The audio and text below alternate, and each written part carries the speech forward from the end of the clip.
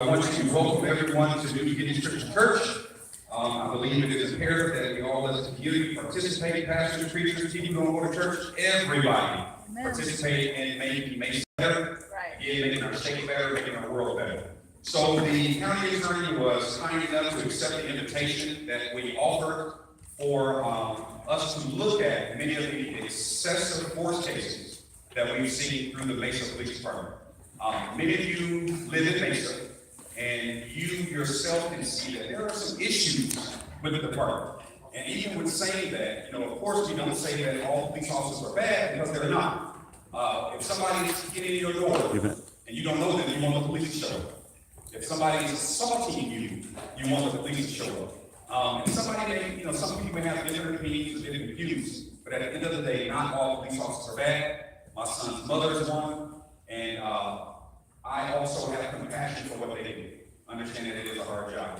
So, Bill Mother is going to answer questions. Again, we have Pastor Stewart here, who is a longtime civil rights activist for the city of Phoenix and the state of Arizona. He helped to ensure that Martin Luther King's holiday was celebrated here in the state of Arizona, as well as many other things.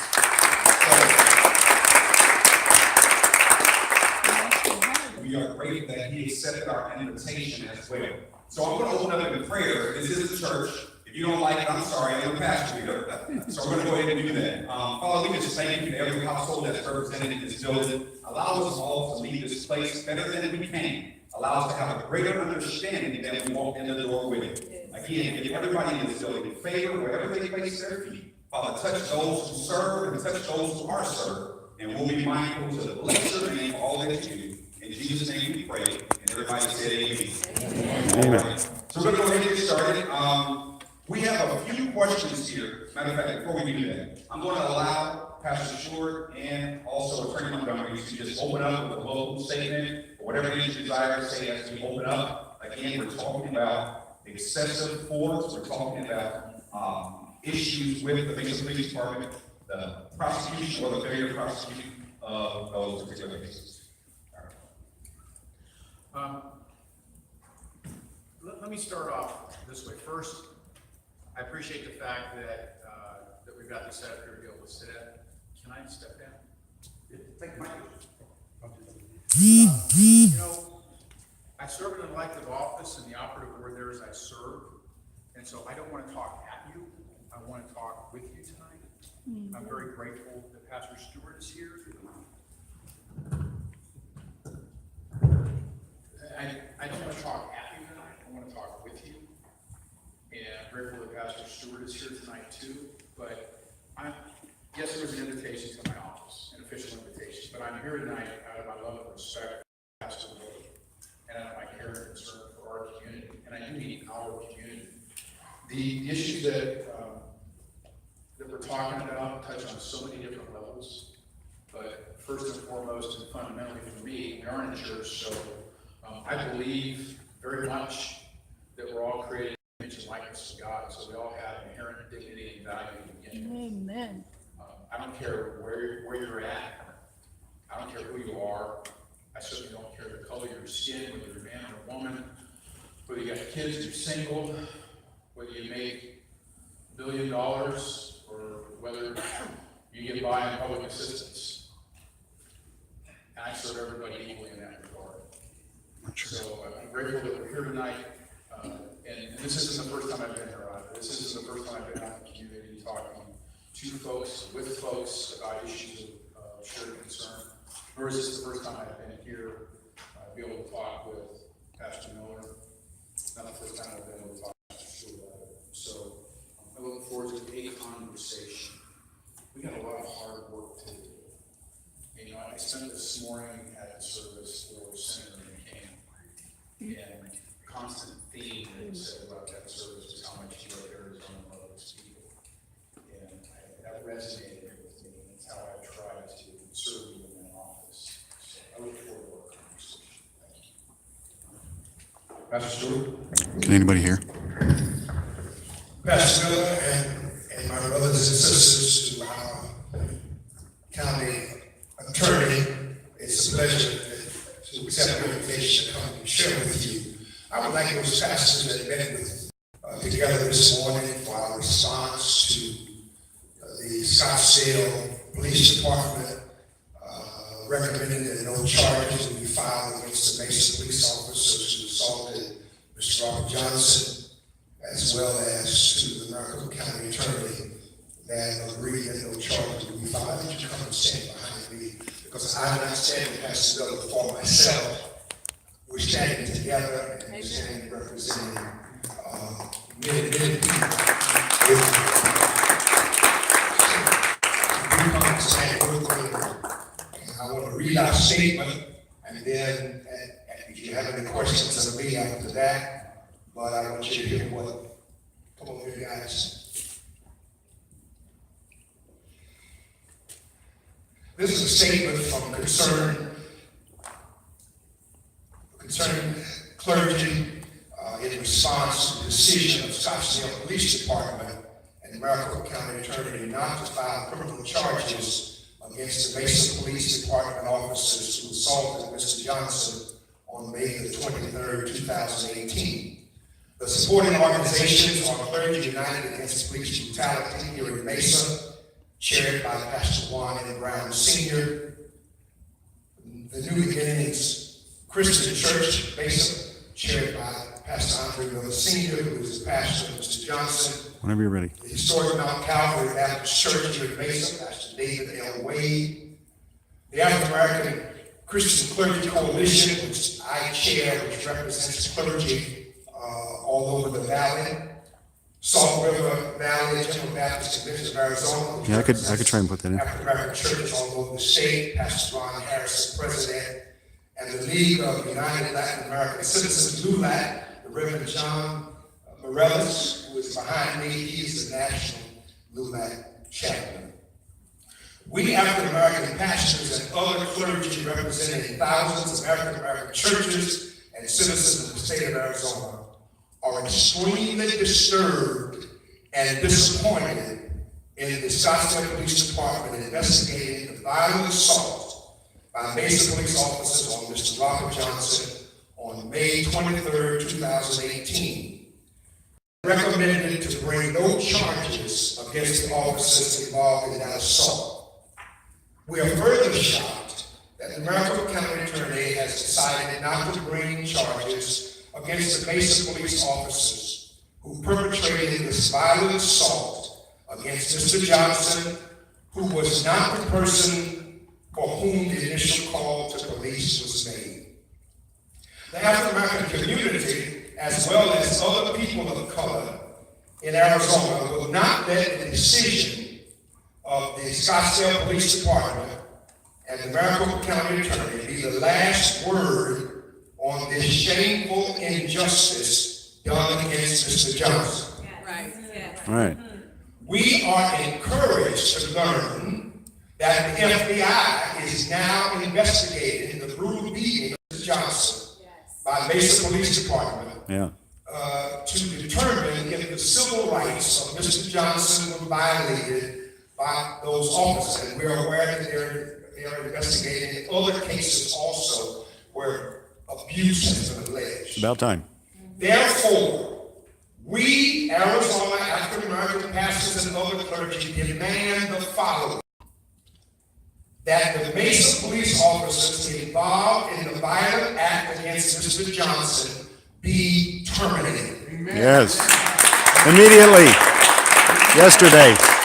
That the Mesa Police Department immediately initiates training such as critical incident training, improved de-escalation training, and inherent bias training to prepare officers better to interact with the community.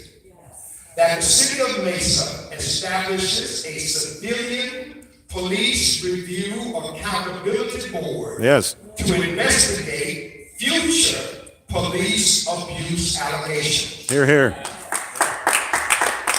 That the Mesa Police Department engages the Department of Justice's Bureau of Justice Assistance to lead the Mesa Police Department in the Valor Training. Valor Training is a program by the Department of Justice that helps police officers be able to do their jobs and interact with the community.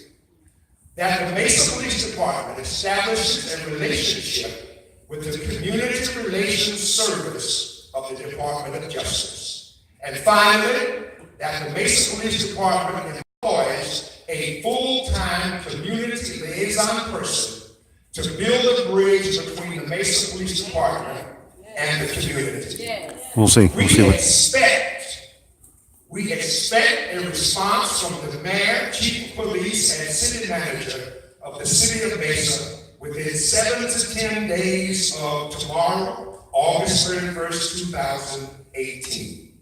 Thus concludes our response to what we consider as a travesty of justice by no charges being filed against those Mesa police officers who brutally and inhumanely beat Mr. Johnson that the whole world has seen on television.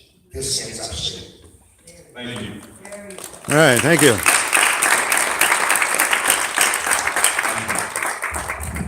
All right, if you desire to have a copy of that letter, just see me after we're done. I do have copies if you desire to have one. All right, so I'm going to lead into the first question. The first question is, what are the legal standards for charging a case? The standards for charging a case, a criminal case in Arizona, requires a very low threshold, which is probable cause. That's the minimum ethical requirement for prosecutors. But the standard we actually use, and it's been in place in the office for decades, it was a standard that I had to abide by when I first worked in the office and charged cases myself. And I left it in place because I believe it's the most effective means of ensuring that we pursue justice in each and every case. The standard is a reasonable likelihood of a conviction. That means that we believe we have the evidence that was constitutionally obtained, and that if we present to a jury in a trial, that a jury is going to find the defendant guilty. Now, the reason for that is because if all we did was charge cases where there was a probable cause standard, and then got to a jury trial and only learned that, well, we didn't have enough to get to beyond a reasonable doubt, then the person who was charged for the rest of their life is going to have to say, yes, I was charged with a crime, but I was acquitted. If instead we ensure that we have the right amount of constitutionally obtained evidence that a jury is likely to find somebody guilty, then we're initiating that criminal process in cases where we're sure we have the right person, we have the evidence, and we have a crime. And so that's the charge. I already wrote down a question. They'll be asking it. Okay.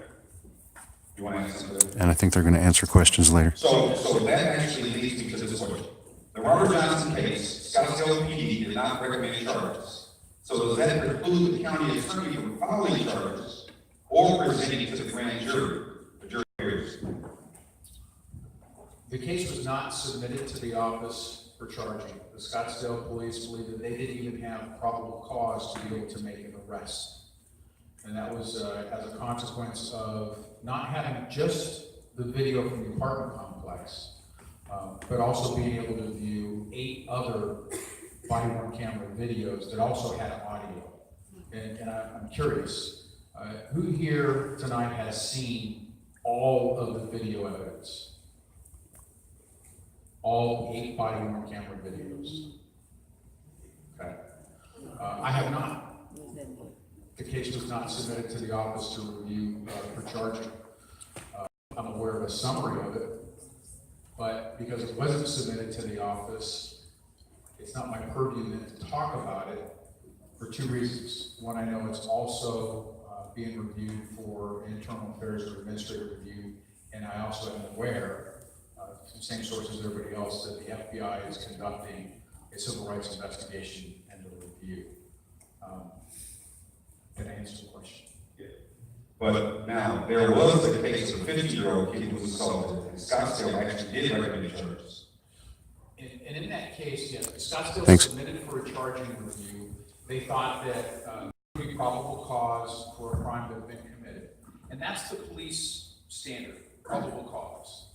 and as I shared with you, the prosecutor's standard is a reasonable likelihood of a conviction, because we've got to prove a case beyond a reasonable doubt, which is much higher than probable cause. And in that particular case, I was able to review, and this is one that I did review. Experienced prosecutors in the office took a look at it and then made a recommendation to me, and then I looked at everything again myself. And within the video, it's called a mandibular pressure point is applied, and there are statements made by law enforcement. And I read the interviews, and I read the interview of the suspect himself. And to put it in context, Mesa police were responding to a call of armed robbery, aggravated assault at a convenience store, where the suspect had what appeared to be either a sawed-off rifle or a sawed-off shotgun. Police officers stopped at the convenience store, viewed the surveillance video, and then put out a description, and the were both there. Police were circulating, driving around in the area, and they saw two people moving through an apartment complex that matched those descriptions, and they ordered them down onto the ground. Now, keep in mind, step back for a moment and think about police are responding to a call where someone has a weapon, and they watched on surveillance video that confirmed that the person in the video appeared to have a sawed-off rifle or a sawed-off shotgun. And then now they see two people walking and they don't see the weapon. You order the two people to the ground. The male, who turns out to be 15 years old, is not responding to commands as police are telling him. They don't see the weapon. They don't know if he dropped it off somewhere or if he might have it on his person and he might pull the weapon out and try to use it. So they go up and they take the female into custody, they take the juvenile into custody, and they handcuff him. And they're walking him over to a police car. Meanwhile, the area that they were in was a known gang area. And they're not sure if somebody else has a weapon or if somebody else might be walking around watching what they're doing. They get the juvenile onto the police car. They try to push him up onto it so that he can't move. Yeah, you're right. Search him and try to find if the weapon is there. They're very concerned about where that weapon is in the area that they're in. Other police That's all they got. officers have their backs to the two who have the juvenile in custody because they're watching what's going on around. They go to search him. He's moving. He's trying to put his feet up on the bumper and push off. Now, while that's going on, they're applying the pressure points. It hurts to have a finger pressed into the side of your jaw. And while they were walking the juvenile over, he's saying with colorful language various things about the police officers. They also think he may be trying to signal potential gang members who are in the area. And they're applying the pressure point, and one of them is saying, "Are you done talking? Are you done talking?" Now, applying pressure on someone who's in handcuffs and saying that for no other reason could be an aggravated assault. That could be a felony. And so I'm watching the video and I'm seeing that, and that's what my first thought is, because that's all I see. And then the officer's asking him, "Where's the gun? Where's the gun?" while he applies another pressure point. You can't use force on someone to get them to provide information or confess. You can ask someone in custody, "Where's the gun?" even without reading the Miranda rights. It's known as a public safety exception, where they want to know where that weapon is. And then they're also applying the pressure point other times, not saying anything. In the interviews of the officers who were around, they all referred to the fact that the juvenile kept moving. Well, you can use force in Arizona to make an arrest or to detain somebody. And in that instance, they were trying to detain him and find out where that weapon is. Then I read the interview of the suspect, where the suspect states, "Yeah, they probably did it because I didn't stop moving." There went my case. Law enforcement under Arizona law can use force to detain somebody, and under those circumstances, where you have someone who was seen to have a weapon, and they haven't been able to find out where that weapon is, and to try to keep him in place so that they can search him, it's a permissible use of force under Arizona law. And when the suspect himself acknowledges that that's probably why they did it, and he knows what amount of force is otherwise used in an arrest because he's been arrested before, I have no case. There is no reasonable likelihood of a conviction in that instance. Could the officers involved have been arrested? Was there probable cause? Sure, if you only look at parts of the video and you don't consider the totality of all the other information that was provided. And so that's why I concur in the recommendation I received that there was no reasonable likelihood of a conviction and that the use of force under Arizona law in that circumstance was permissible. It doesn't look good. There's a whole separate question about training and policy about using that. But my role as a prosecutor looking to see whether or not I can charge a crime and convict, I did not have the evidence to do that. Thank you, Mr. Montgomery. Many of you may not be aware that there is an Arizona statute, I believe it is Arizona statute 13-409, which is titled Justification, Use of Physical Force in Law Enforcement. It's very brief, and I will read it to you, and I thank the county attorney for sharing that with me when we had our conversation yesterday. Here's what it says, and it pertains to an arrested police officer. A person is justified in threatening or using physical force against another if in making or assisting in making an arrest or detention, or in preventing or assisting in preventing the escape after arrest or detention of that other person.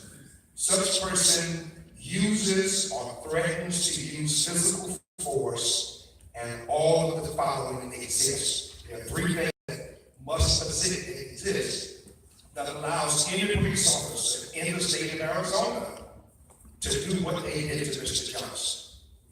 One, a reasonable person would believe that such force is immediately necessary to effect the arrest or detention or prevent the escape. Two, such person makes known the purpose of the arrest or detention, or believes that it is otherwise known or cannot reasonably be made known to the person to be arrested or detained. And three, a reasonable reason would believe the arrest or detention to be lawful. What that says in a nutshell is, and what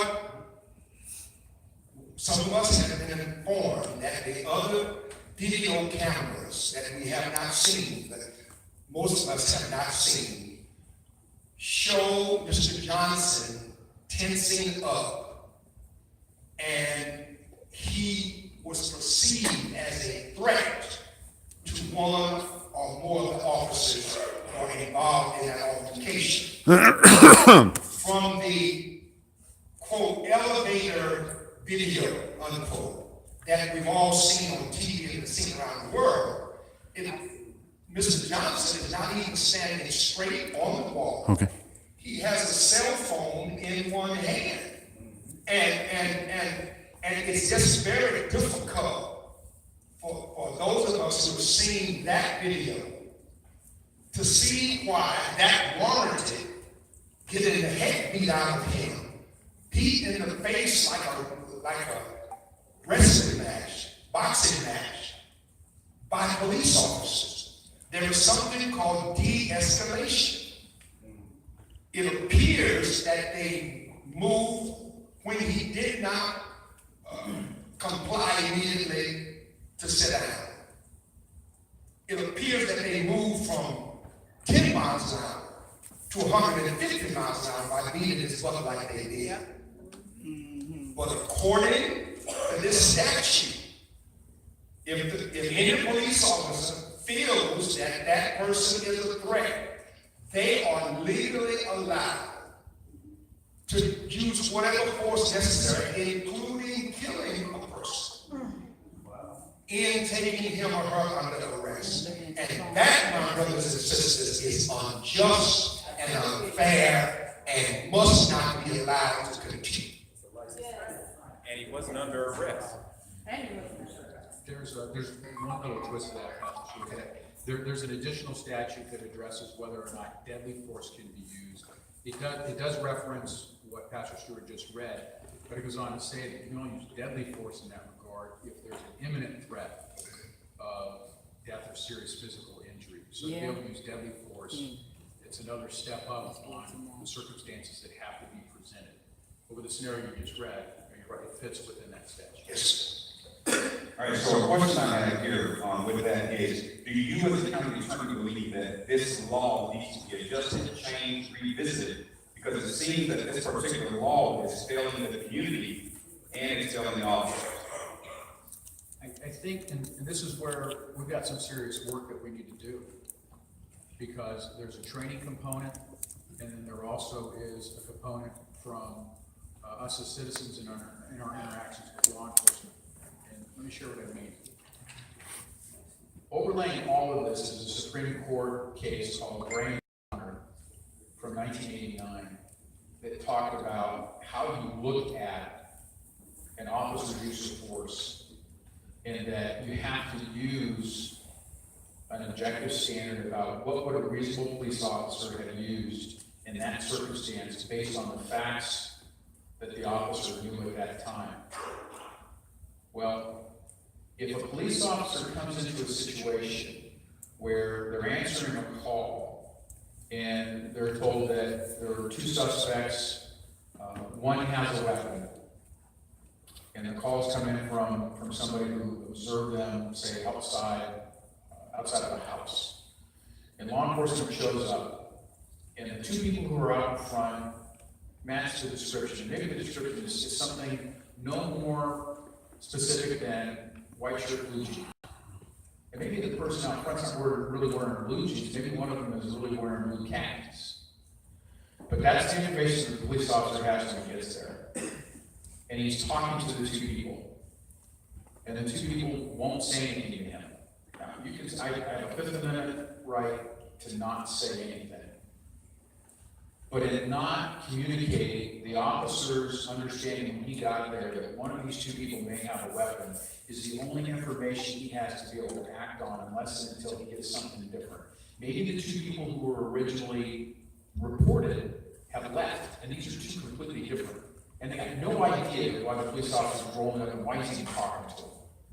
And then they look at that officer, hey, I just got here. I don't know what your problem is. Well, he doesn't know what the problem is because they have yet to communicate. What I'm suggesting is that answering the police officer's questions, following their directions until it's a point where the person being talked to understands why the officer is there, and the officer understands I don't have a threat in front of me. Until that happens, the police officer is going to assume I've got a threat here. Is that assumption valid? Well, this is where it's hard too. In the last few weeks, we've had a couple of officer-involved shootings where the first thing the suspect did when the police got there was to shoot.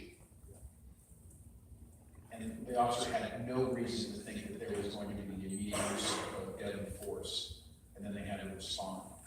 And there are other times where the police officer can show up and be able to find out talking to somebody that the situation is not as it was initially reported, or the person they're talking to is not the person they need to go find, which is a good thing because they don't need their time taken up by somebody who's not a threat to anyone and be able to move on and find out where that threat is.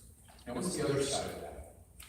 The other side of that is continuing to train police officers and to keep them aware of what that perception is in the community, so that they do get cooperation, but so that even though they have to keep officer safety at the forefront of their mind, that they're also sensitive to the fact that I need to confirm or deny information, and until I do that, depending on the circumstances, I need to keep this as low key as possible. There's room on both of the sides of that equation where we can find a better middle ground. I think we need to continue to focus on training. I think the law that we have in place tries to strike a balance because every single one of these cases is so fact intensive. How is a person presenting himself? What does the officer know when he gets there? What's their tone of voice?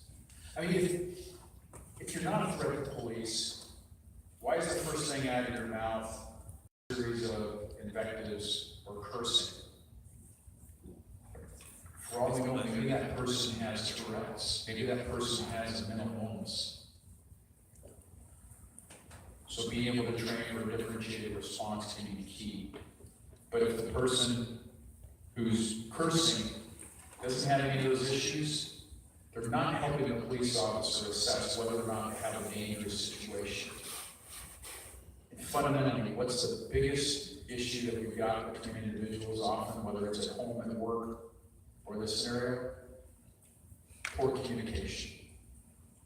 So I would say that the law itself as it is, it follows U.S. Supreme Court guidance, but we've got a whole lot of room where we can work on involving training and communication, community understanding, and police interaction. Okay, so here's a question for you. Vice President of the NPA, can you come up real quick and grab a mic? You can stay up if you want. All right, so the question for you is, do you believe, as a police association, that there are flaws in Mesa's training, and what can be done as far as to ensure that we have better community engagement in terms of contact? So, yes, as an NPA, do you believe that there are currently flaws in Mesa's training? Is there anything that can be done to make it better in terms of engagement and contact when you guys come into an encounter with a citizen? I think it's actually top notch. We train quite a bit. We go through numerous trainings on different mental health issues and how to interact with people. There was a point in a conversation, like, so if I show up to a call, I can kind of tell right away if I can't talk somebody down. Like, I'm a pretty good talker. I can engage with people and talk with people. Can you speak in the mic, please? Thank you. So I can engage with people, talk with people, right away I'm going to figure out, hey, is this person going to listen to me or not listen to me? If the way I end up talking with people and interacting with people, you can kind of tell where it's going by their body language. If someone's shrugging their shoulders or clenching their fists or doing stuff like that. I try different ways to distract and to focus on what we need to do, what we need to do, which is basically solve everything peacefully. We want to do that. That's what we want to do. But sometimes we can't, because sometimes people will do things that make us react. So our training is good. We always want more training. We love training. We love to go to training. So I think our training is top notch, and we can always use more training, just like, if we can help train the public as well on why things happen the way they do. It's definitely violence isn't pretty. No violence is pretty. Violence on a tape looks bad. But Mr. Johnson ended up going home without any injuries after he went to jail. So, I'm talking like major injuries. Hold on, wait. Hey, let me give you guys a couple ground rules real quick. The first thing that we're going to do, one thing is we're going to trust when you respectful. That's the first thing we're going to do.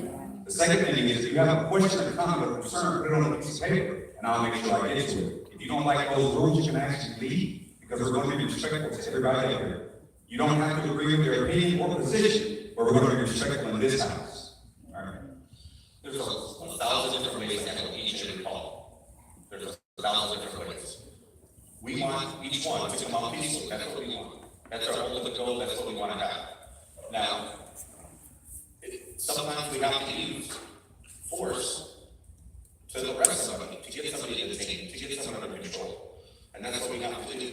And if we don't do that effectively, and we don't do it quickly, then a lot of people get injured. Okay, so the answer is, you believe that the training is, there's no issue with training? No.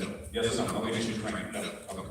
So, do you also, I want to follow this. So, do you think that there are times where you guys go above what you ought to do in terms of force? Not just with Mr. Johnson's case. I mean, when you look at that, even on the video, like you said, videos don't look pretty, doesn't look good on camera. When you look at that, that was really excessive. I was a military police officer. So when you go to detain somebody, or you go to question somebody, I mean, typically, if I tell you to sit down, you don't sit down. Then they give you another thing. Okay, Right. turn around against the wall, you're about to be arrested. That didn't happen in this particular case. So he was assaulted, he was not unconscious. So when is enough in terms of, they already discovered that he had no weapons. So when is enough in terms of any contact with a citizen? In terms of force? Like when is enough? Like could something else have been done instead of all balls on him? Well, I think that's obviously one more important thing, because it's just like a very first time. It's what the officers are feeling in that moment and being there in that moment. And we weren't there. Yeah, we can see it on video, but we weren't there. So when they saw the shrugging of the shoulders, one officer ended up trying to do a leg sweep, and he ended up progressing fast because the other things weren't working.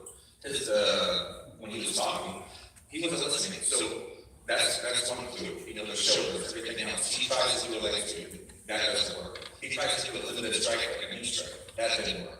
So he just escalated quickly. And it's not saying that it wasn't necessary, but President of the So yes or no? Mesa Police Association. no. That was not accepted. Okay. So I had a meeting with the president of the EPA. And I'm Can't you tell? I'm at a meeting with the president of the EPA. And the president of the EPA, he was offended that the chief changed policy, saying that you cannot strike somebody in the head if they are not presenting a threat to you. So the president said that was a problem. That actually makes officers less safe. So the community, our position was, how are you less safe by not striking someone if they're not posing you with a threat? So perception is equal reality at times, but often your perception is skewed. So when you just walk up on somebody and you think, hey, he's not moving quick enough, I'm just gonna go right now and start just punching Agreed. him. Like the union president thinks that that's okay. Well, I don't think he thinks that's okay. Every situation is different. When you go onto a call, you don't know what's happening. You get misinformation. Just the other day, got a call over just said, okay, said a white male wearing a white t-shirt and black jeans is sleeping outside, we want to trespass. We get there, there's a black male wearing blue jeans and a black t-shirt.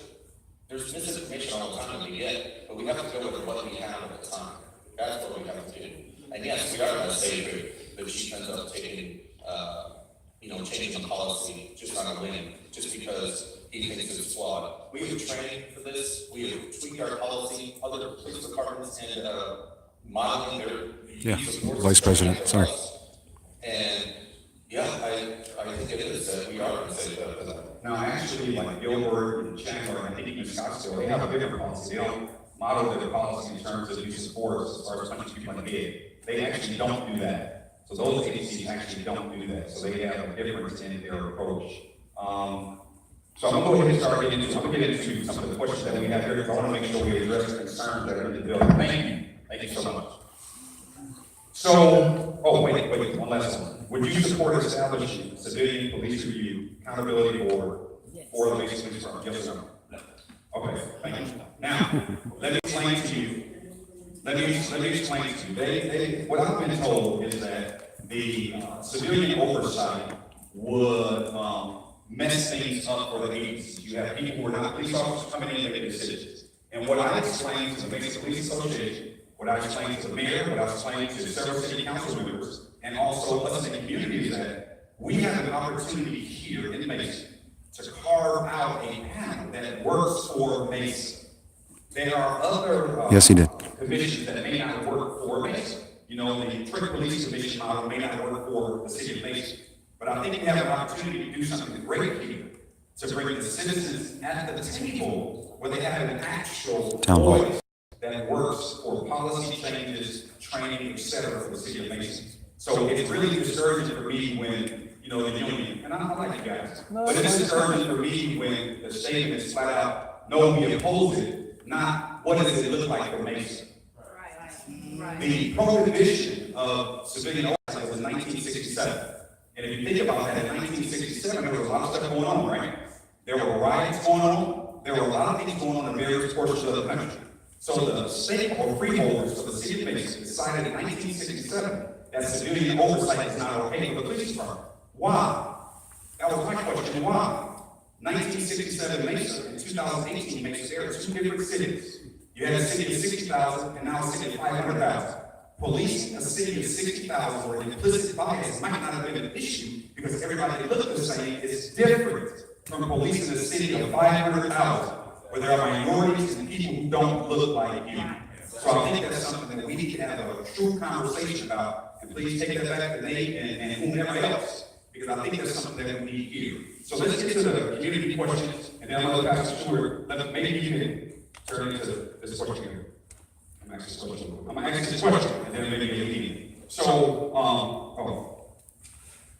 here we go. Have you turned down as county attorney cases when officers have been assaulted and injured?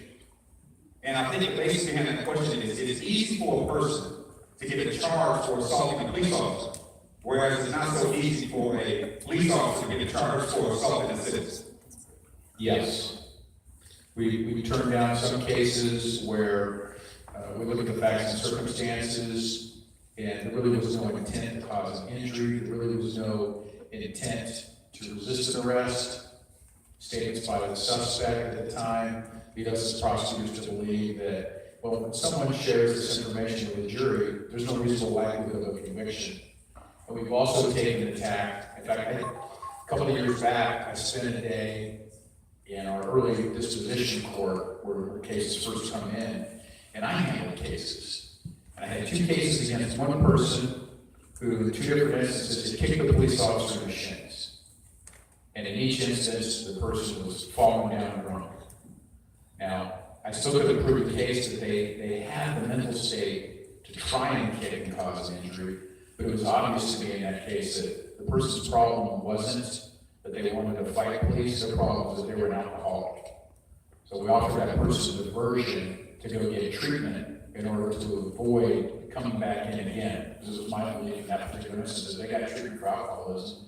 They're not drunk, they're not fighting the police. So yes, we have turned down those cases, and we've also used other alternatives to dispose of those without having to do formal prosecution. In light of Mesa officers, it looks like in some instances, reports have been altered, changed, or whatever the case may be. So would that be a cause to look back at some of the cases where officers have said they were assaulted by individuals and kind of take another look at those? If there have been integrity issues with officer reports? It would depend on what the nature of the integrity issue was. The first thing that my office would need to do is review it and see if we have to place that officer on our Rule 15 disclosure database. And then depending upon the nature of it, if we've been made aware that there were issues in other cases, we could go back and look. But typically we would be made aware of something over the course of handling the case. Does that answer your question? Sure. Thank you. I respond to what Mr. Montgomery said a few moments ago about why people often respond the way they respond when they are confronted by police officers. Many of us in here who are people of color are very aware that from pre-adolescence, we have to teach our children how to respond appropriately if you're stopped by the police. The reason we have to do that is because the history of systemic racism in this nation and the incidents where the powers that be, whether the government or police officers, have not acted justly toward us, is the reason why, one, that we have to teach our young people. This is the way, if you stop by a police officer, you X, Y, and Z. You don't raise your voice, etc. Now, because there is such a history and recent history of police brutality against persons of color, especially African American men, when a police officer confronts, especially an African American who is not part of the crime, they almost often move into a defensive posture because they don't expect to be treated fairly. We don't expect to be treated fairly by police officers. That's not our fault. Right. That is the reality of us. So and I can't speak for Mr. Johnson, why he didn't sit out and meet it, etc.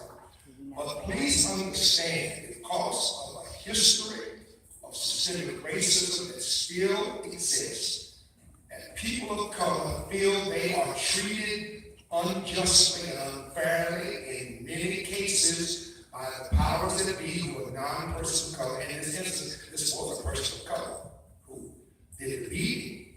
But that's why many, they go on the defensive or even the offensive when they're shot by police officers, because they feel already the police officer is not going to believe anything they say and is looking for an excuse to beat them behind. That's a generalization, but again, that's why I feel that some of those who are confronted by police officers respond the way they do. That's what we should. All right, so, Pastor Wade, that was my question, and it didn't really get addressed.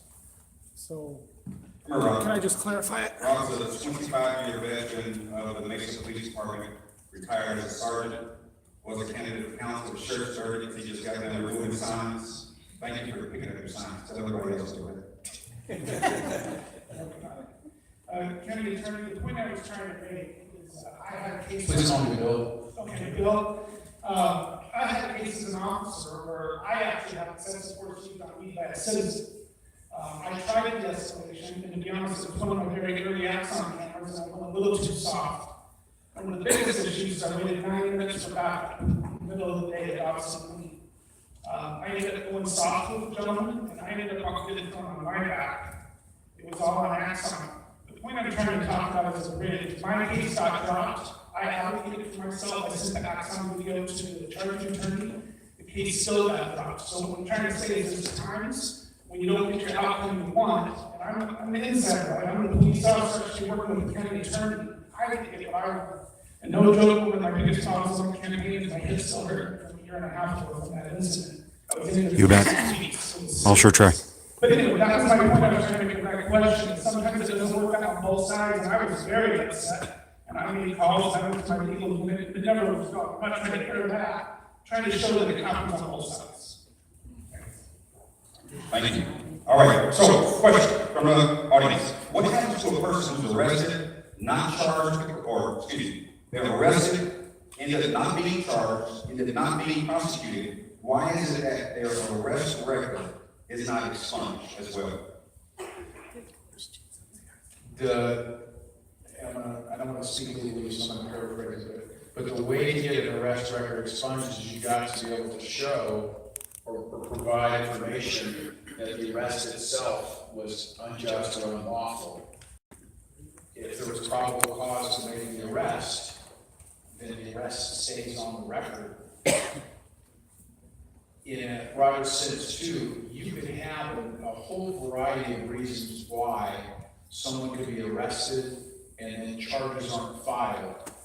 But we want law enforcement to know that somebody may have been arrested for resisting arrest, or maybe for assaulting a police officer. So they've got a heads up when they're contacting somebody that they need to be aware of officer safety. Flip it around too. Somebody may be arrested for domestic violence. And for whatever reason, maybe the victim doesn't want to have. That's okay, right? You don't have the evidence to be able to file a charge, and so nothing happens after that. We want law enforcement to know if they're responding to a domestic violence call, if somebody had previously been arrested for domestic violence and nothing shows, that might be a cue to them that they need to dig a little bit deeper now when they're talking to a victim to see whether or not something's really going on. Is there a broader safety issue? So those are the reasons why maintaining an arrest record can benefit an investigation or benefit law enforcement. But the burden to arrest is probable cause. And so unless you're able to show that there wasn't probable cause and that it was unjust, it stays on someone's record. Okay. What does the FBI investigation mean, and from a county attorney's perspective, why is that occurring with the city of Mesa? So I'm aware of the FBI investigations the same way everybody else is aware. I haven't received a briefing. The FBI doesn't need to get permission from me to look at anything. And for a lot of reasons why we've been talking about things tonight, there can be cases submitted to the office to review where we don't have the evidence to be able to meet the burden of proof or to establish someone's guilty beyond a reasonable doubt. A decision from my office to not file criminal charges does not always mean that we don't think something bad happened. It means that we can't prosecute the case as a crime. But now making that decision also doesn't mean that a police department can't review what an officer did to see if that was consistent with their policies and procedures. They can take administrative action. And a decision to not file criminal charges also doesn't mean that the FBI can't come in and look at the situation within the department and look further to that particular case. Each one of those reviews is different, criminal, administrative, and then different between local and federal. So does the county attorney office investigate civil rights violations as well, or is that something that's just handled by the FBI? The Attorney General has a civil rights division. I don't have direct civil rights authority. So if an investigation like this, where one occurs, it typically does occur by the federal government, and the Department of Justice will be in this. Now, would you recommend cases, if you see something there and say, hey, well, I don't think this is criminal, but it may be a civil rights violation, would you as a county attorney recommend it? Depending on the circumstances, yes. I would have the ability to contact the federal government and turn over a case file and say, this is something you need to look at. All right, so here's a question for the audience. This is actually directed toward Chief Mesa, and again, he accepted the invitation, but then he had to decline the invitation. So the question that they had for him, I'm sure somebody can take it back, have also admitted any wrongdoing or remorse in the Scottsdale investigation, when they recommended charges. Did any of the officers admit they went or they did a little bit more than they should have? Was there an admission there or no? Within the interviews, for the officers who did do an interview, they all acknowledged using the pressure point. And there was a statement about probably should not have said, are you done talking? Not really, but I'll do what I can. Probably was not a good thing that should have been said. Beyond that, they all acknowledged using the pressure point. But then the additional statements made by the officers who used the pressure point, or one of the officers used the pressure point and others, the suspect about continuing to move. So it took us out of that domain of finding a charge to use force was okay. Did say probably should not have said the things I was saying. So I think that kind of, the NBA, I got a question for you then. When you talk about officers and professionalism, do you think that officers ought to always stay on a plane above who they come in contact with? And what I mean by that is, if me and you have an encounter, and I'm cursing at you or I'm talking crazy, right? Does that give you the right as a police officer to get back down to where I am, or should you maintain professionalism? And the reason I ask that is because often officers are unprofessional, even in exercising what they're legally allowed to do. Might as well sit down. So the way I approach a situation, okay, is that if I'm dealing with a person that is not listening to my commands or whatever, he's up at a level here, whether he's swearing at me, disrespecting me or doing whatever. I go in there very professional. I go in there and I treat him with respect, just like I would want him to treat me. Obviously he's not, but that's what I ultimately want to have. So when I approach a situation, I pretty much, if they're acting that way, I try to distract them or try to use some of the training that we've had to de-escalate, to do different things, to then calm down the situation. So that's how I approach the situation. Now, sometimes, in a heated situation, is an officer going to swear? Is he going to yell? Yes. And a lot of times that's just to get the attention of that person because they're so in a state of mind that they don't know what's going on. So when I swear at a person or yell at them to get them to calm down, and then we can start again, yeah, sometimes that's an attention getter. Sometimes that helps. But every situation is different. So So swearing is okay. Swearing's okay? No, that's what I'm asking. That's the question. So swearing is okay. There's certain times, yes, you're gonna need, like, I would swear occasionally, okay, to get someone's attention, to get it calmed down, but it's nothing that they can just say to me or anything else that came out of their mouth. So I'm not gonna go up to you and start swearing at you, because we're not at that level. You're here, I'm here, we're all good. But I want you to know that flies in the face of professionalism. We have to adapt to every situation that we go into. A lot of it is the unknown, a lot of it is we have to handle situations, and we handle them differently. Like I said, there's 1,000 different ways to handle a situation. So, okay. So I want your thoughts on that. I want your thoughts on that.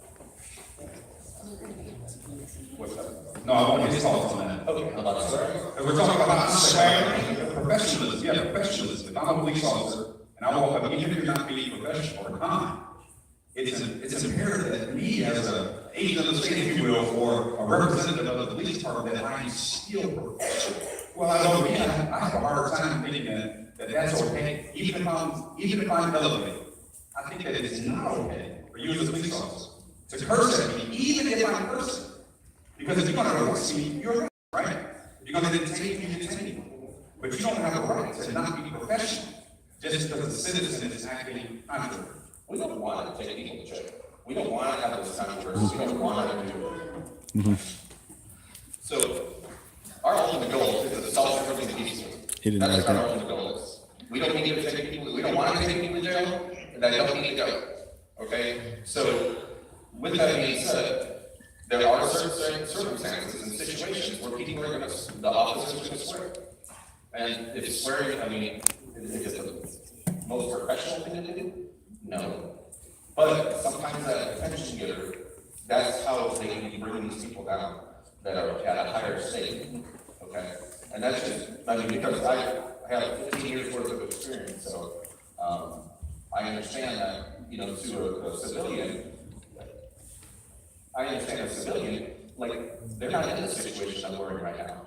They're not there in that situation on, you know, that third floor, or even on the street corner, or on the light rail platform. I mean, there's so many different situations and so many other factors to take into account than to just say, hey, he's being unprofessional and he swore. Okay. Pastor. Well, to respond to your question, and you may not know my answer on that, but Peter, one of Jesus' disciples, was known for cussing. And so there are, I would not say that a police officer swearing at Agreed. a person to try to get him or her coming into compliance is not professional. It might be what is necessary to get his or her attention. But what I would like to do is to get us back to what I see as three options we have to respond to Robert Johnson's case right now. Number one, there is still an internal investigation. Former county attorney Rick Wombley is leading that. We don't know when that's going to be done, so that is what is left to see what the internal investigation will be like. Number two, Mr. Johnson and his legal representation can file a civil suit against the Mesa Police Department and possibly the police officers. And number three, just heard yesterday that if the BI is investigated, it's civil rights violated. So right now in the Robert Johnson case, and anybody was correctly, I think those are only options left now that the investigation and said no charges will be filed. County attorney said the charge will be filed. So there are three remaining avenues where we hope to get some justice for those of us who feel that a gross injustice was done against Mr. Johnson. Okay, yes, Lord. To clarify just one thing, it makes a difference in the legal review, is that we never reviewed the case to determine whether or not charges would be appropriate. Prosecutors agreed with the Scottsdale Police Department. Scottsdale Police Department didn't believe that they had probable cause to submit the case, and the prosecutors reviewed it, agreed, because there was nothing more that they could ask for them to do. From a county attorney standpoint, is there anything that you can do about reports from the news in regards to Mesa Police Department officers falsifying police reports? Well, I haven't had anything specific presented to me to be able to review any of those particular cases. And if I did come across anything, I'd have to turn around and ask another law enforcement agency to actually do the investigation. The prosecution office, very rarely do we ever get involved in investigating something, for the simple reason that you don't want the agency that has responsibility for reviewing a case and charging to also be the one doing the investigation. We like to have those two things kept separate, so that there are different actors in that process, and there are checks and balances that our Constitution expects us to have. So if there are particular instances involving fellow citizens' belief that reports were falsified, first, bring it to the attention of the Mesa Police Department. Give the chief a chance to do his job. Give them a chance to do what they're supposed to do. And if independent information about something, they can also provide it to my office. Does the county attorney track violent interactions between officers and citizens? And if so, what do you do with that information? Where we have an officer involved shooting, the use of force, or we have an in-custody death, we go out on all of those calls as part of our officer involved shooting protocol, which, by the way, has provided a standard for other agencies around the country, both prosecution and also for other law enforcement agencies to look at, and how law enforcement and prosecutors are supposed to interact in those investigations. And I track all of that. In fact, that data, which is just about current, maybe just a day or two off, you can find it on my office website. Back to the professionals, do you think that officers often exhibit the highest level of professionalism when they encounter citizens? I do, but Pastor Stewart and I are, I think, in a similar position on this one, that if a police officer cursing at somebody gets them to drop their gun, I don't care what kind of curse words they use. That's a good outcome. A police officer walking up to somebody on the street just to talk to them and it starts throwing 4-letter words at them, no, that's not good. It's not good for the citizen, it's not good for the officer, it's not good for me. Because, you know, that person one day they wind up on a jury. And they did not have a good experience. And I could have an officer 100% honest as the day is long, but that person had a different kind of experience. I had an experience like that when I was 13 years old. I was hanging out with a kid who had really long hair, and I had an LA County Sheriff's deputy pull up alongside and start cursing at me and my friend. I think he was trying to impress somebody who was there on a ride along. And actually told her that he's arrested me and my friend about a dozen times because we like to use pot. I'd never seen that guy before. I'd never used marijuana. And it scared me silly because he threatened to yank me off my bike and take me to juvenile home. That was completely unprofessional, completely unnecessary. And just as a citizen of someone who lives in this community, I don't see that any time. But if using curse words gets somebody's attention and it actually reduces the likelihood of any additional force, I'm good with it. What do you feel could improve the accountability and transparency that taxpayers and citizens are seeking from law enforcement agencies? I think constant communication and interaction. You know, it's the Mesa Police Department, and the people of Mesa have an inherent interest in wanting to make sure that their police officers are doing a good job and doing it well. You don't want police officers doing a poor job because they submit to me can't get charged. And then public safety suffers. So constant communication is good.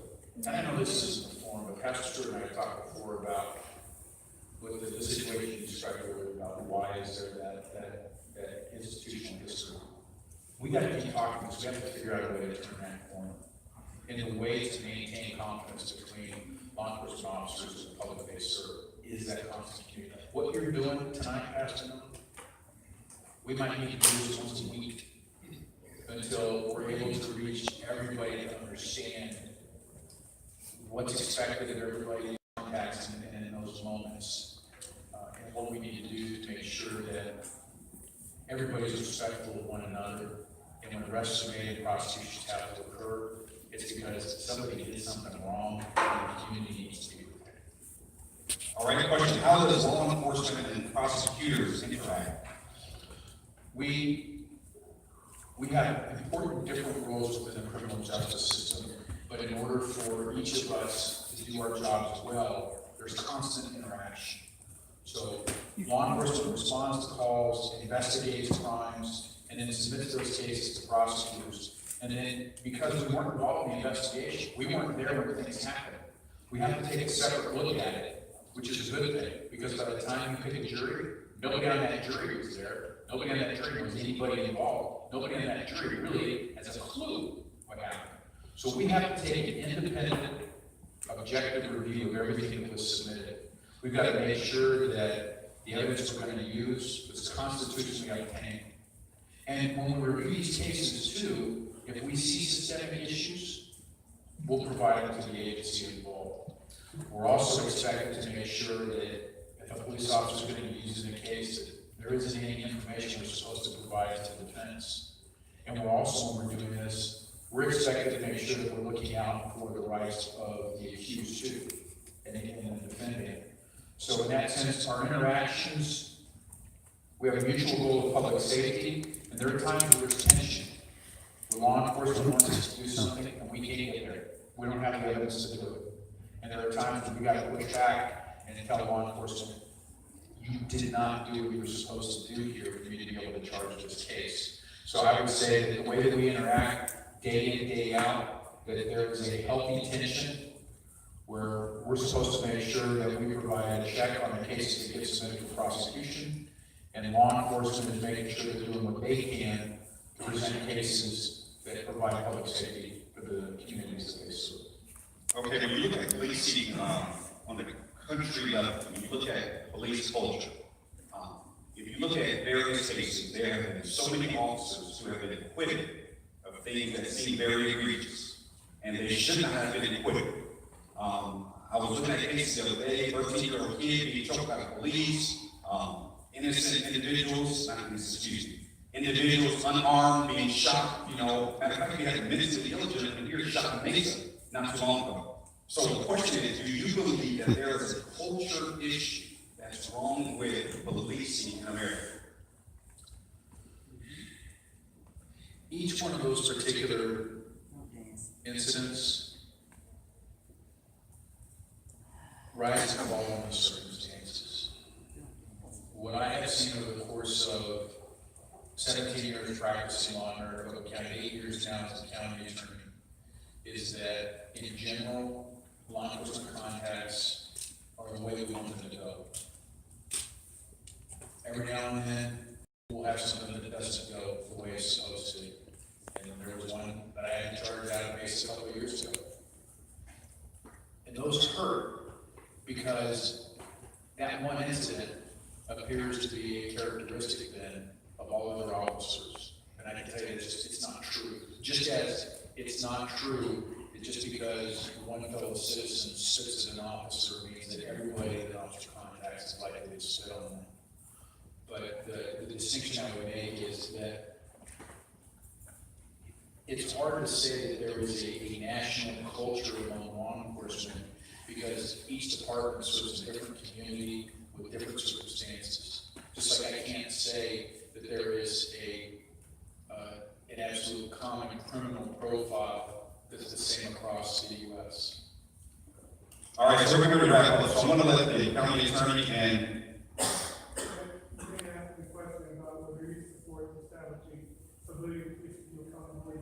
well, he's not the police chief. I think we kind of addressed that a little bit. Okay, I think we addressed that. I said I think we addressed it, not him in particular. So. That's why I asked the question to come through. I asked the question to the county attorney, when they supported establishing somebody who recently become legal. So I didn't want you to, sensitive question, okay? As a county attorney, do you have any position for civilian review panels. As the county attorney, it's not my call. It really is up to the citizens of that particular community.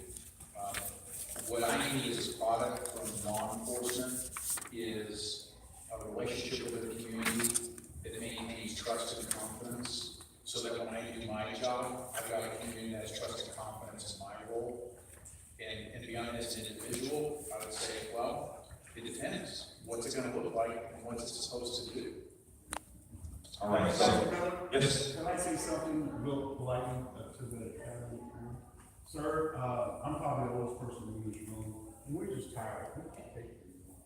I don't know how many times, and we're trying to get corrective action on these things, but I don't know how many times we've had dialogue, we've had meetings.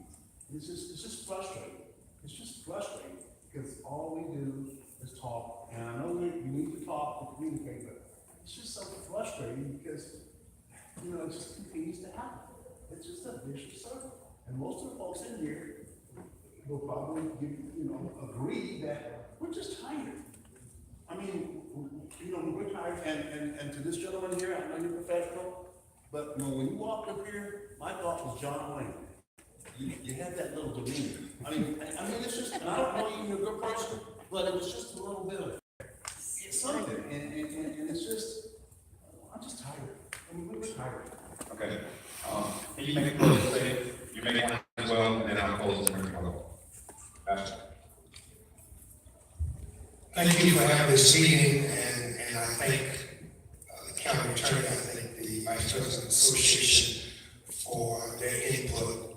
I thank you for your leadership and the Mesa pastors. Doesn't look like I'll get a chance to speak.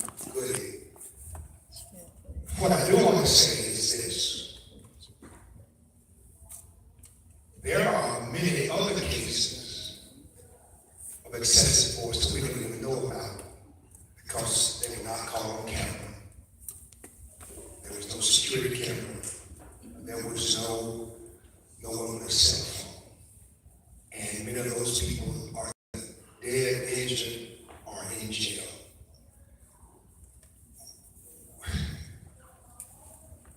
As you said, when can we turn this corner where systemic racism does not have us at odds, or where people of color in the United States of America can feel that they'll be treated fairly by government officials, including the police?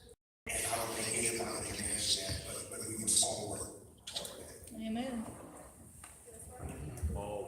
I want to start with Pastor Stewart just ended. We, as tired as people may be, I'm not going to let go. I'm going to hold fast. That people who came out here tonight are concerned enough about this issue that you gave up a need to be here. You care, I care. And we have to keep talking and creating mutual understanding as a basis for mutual respect. Amen. And part of the problem here is that we're talking about human beings and we make mistakes. And what we have to do in those circumstances is see where a mistake is made and a corrective action needs to take place. Did it happen? How was it working? And what do we need to review next? And I think with the process that's underway, we've got to have confidence and patience to let that process work its way through.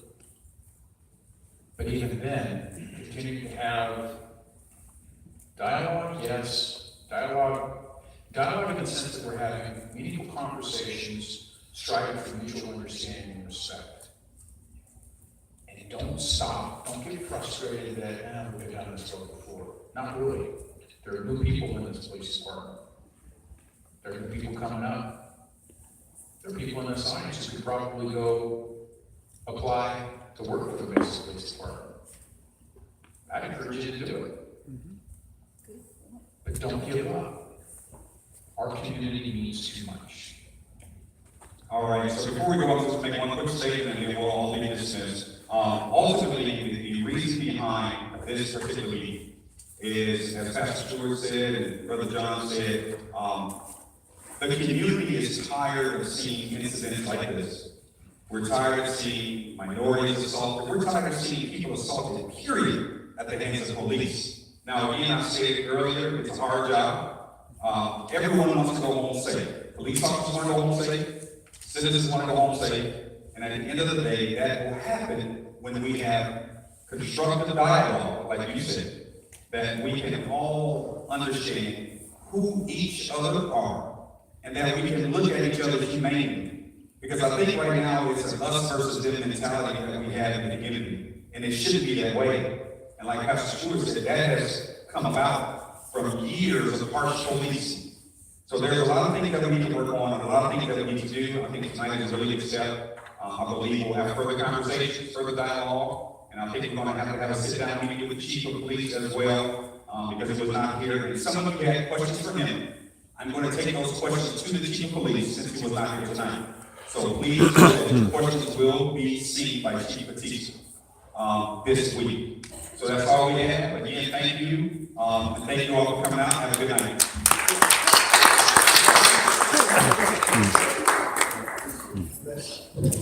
Well, they didn't answer my question. And I was wondering if you could make a brief announcement that there's actually some federal civil charges against the police that were involved with this, that were filed.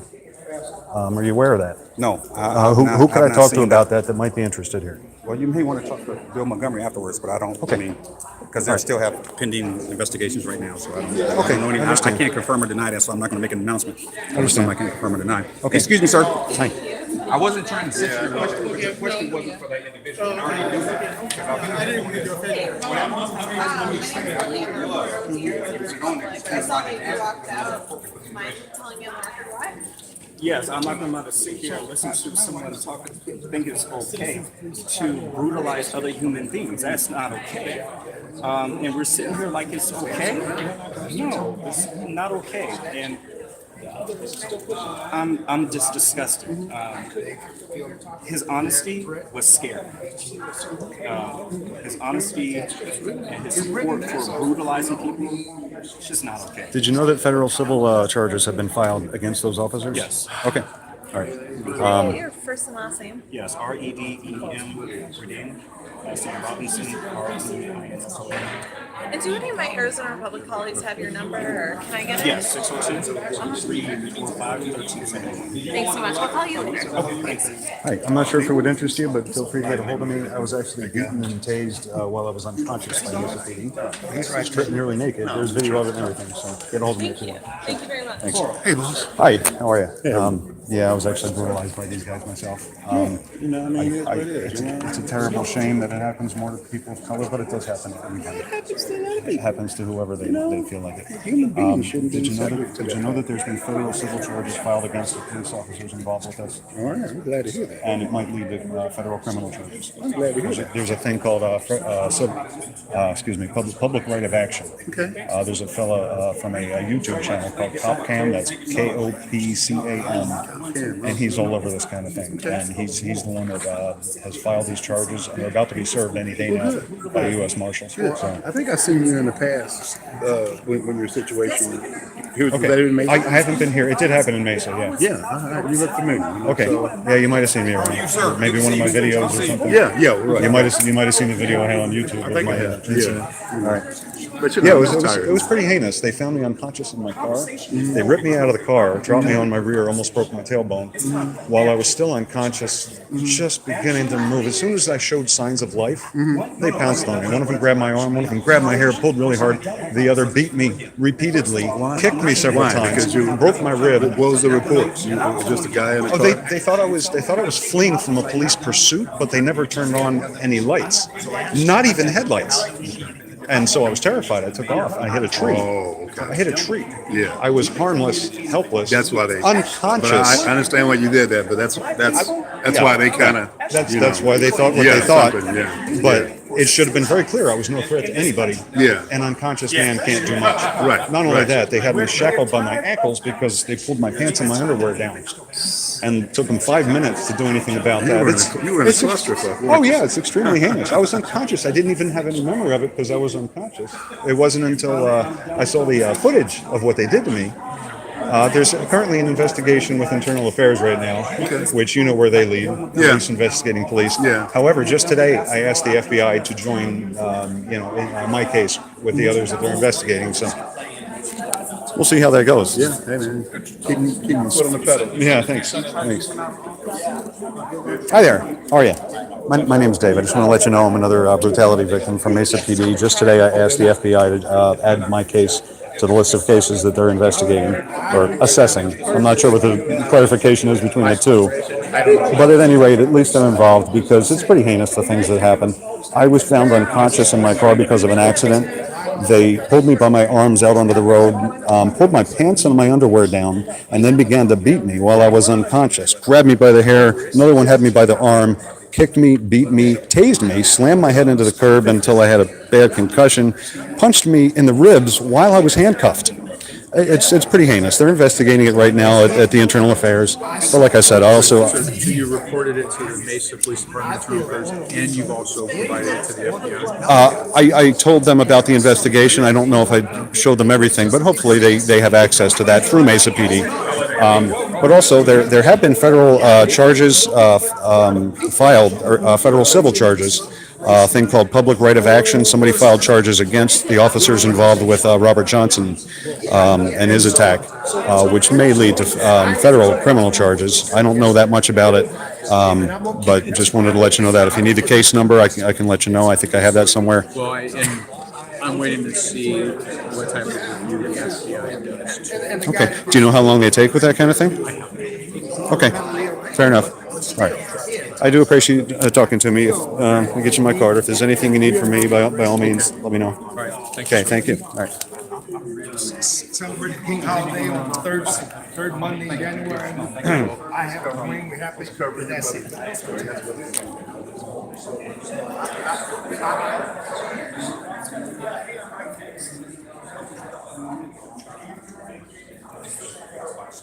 Thanks for sticking around, everybody. It was interesting. I thought they were going to be taking some questions. They didn't even actually ask my question. First, it was supposed to be posed for Batista. Let me turn this camera around so you can hear me, see me. Yeah, they didn't ask the question that I had written. Maybe they thought it was disrespectful or something. At first, it was posed for Batista, the chief, but because he wasn't here, I posed it to the Attorney General instead, and they didn't ask him the question. The question I had, I said that the people are fed up and that we the people demand either mass firings at the Mesa or we demand for Batista to be taken out of power. Which one's it going to be, was my question. And they didn't ask it. So, well, you saw what transpired here. It's been recorded. I'm going to go over it more closely. I was, a little distracted by a number of things, the chat and the vice president of the police association in front of me, etc. But at any rate, yeah, a lot of thoughts going through my head over this. I appreciate you sticking around. Looks like I'm starting to lose some viewers. They're starting to dwindle a little bit. But again, thanks for coming, and we'll be in touch. I'll keep it running for another minute as I get out of here. Maybe see if there's anybody else to talk to.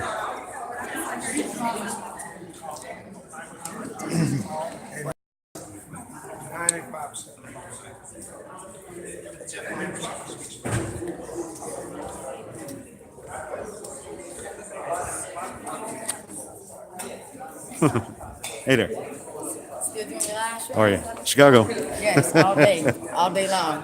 Yeah, I'm still on the live stream.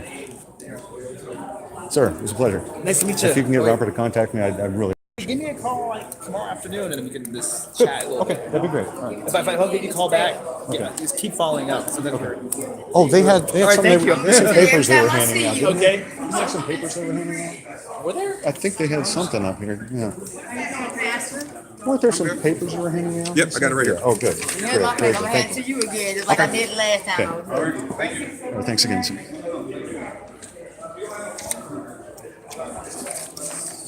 see what they gave us here. Statement from concerned Arizona African American clergy in response to, et cetera, et cetera. I'll look at that more closely later, but good stuff. Okay. All right. I was real fascinated. You taking off? You can ask her. I know she's got car trouble, so maybe.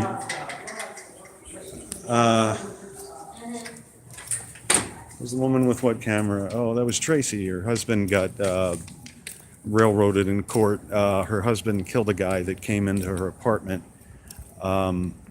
threatening kind of manner, was told to leave, came back again, kept walking towards the guy with a gun, saying, "I'll shoot if you don't back off."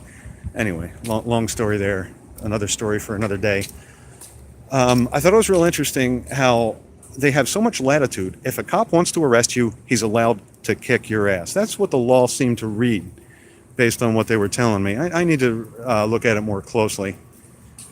Yeah, I wish I could explain more about it. You know, there's other people who know so much more about this stuff than myself. One of them, Cop Cam, that was on my channel.